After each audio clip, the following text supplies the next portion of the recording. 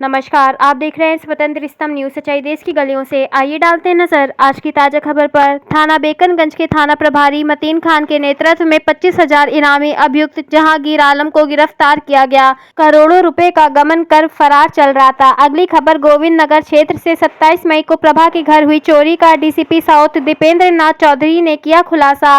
किराएदार प्रशांत गौतम ने चोरी की घटना को दिया अंजाम। ब्यूरो रिपोर्ट, स्वतंत्र स्तंभ न्यूज।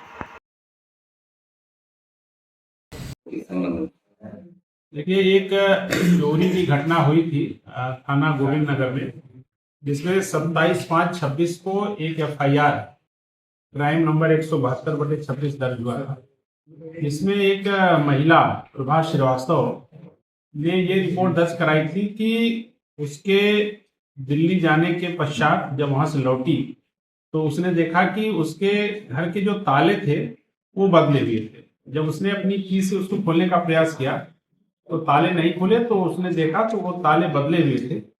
फिर उसने उस ताले को तोड़वाया और जब उसने उसमें प्रवेश किया तो देखा कि उसकी अलमारी से ज्वेलरी गायब थी। इसने वास्तवा जो इसके यहाँ किराएदार ये प्रशांत गौतम था और उसकी माँ और उसके एक भाई कल्लू के खिलाफ एक शक के आधार पर एक एफआईआर दर्ज कराई थी और ये लड़का उसके पश्चात से फरार हो गया था। इसको जब पकड़ा गया तब इसने पूरी बात बताई कि इसने ही उस घर से ये जो ज्वेलरी थी उसकी चोरी की थी और इसको एक विशाल सोनी नामक एक ज्वेलर है उसको बेच दिया था। इसमें दोनों की गिरफ्तारी की गई है और माल भी बरामद किया गया है। करीब 20,000 कैश जो इनके पास मिला था वो बरामद हुआ है।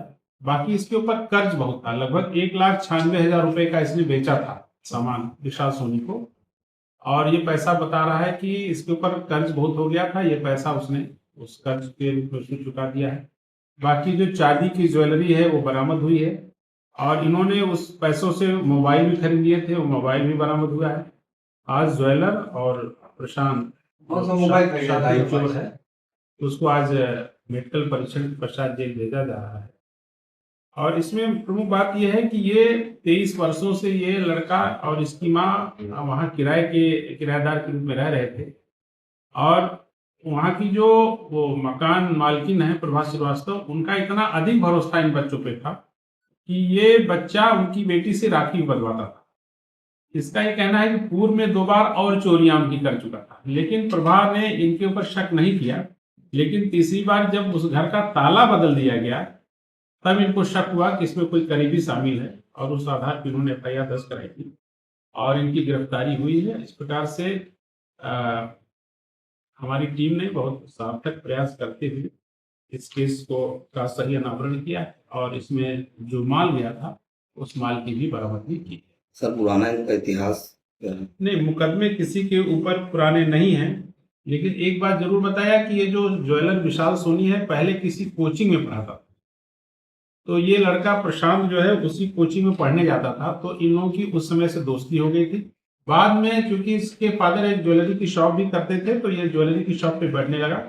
फिर ये माल ले जा करके उसी विशाल को दिया था और उससे 1,96,000 रुपये कैश में प्राप्त। क्या ये भरोसे का कत्ल नहीं है?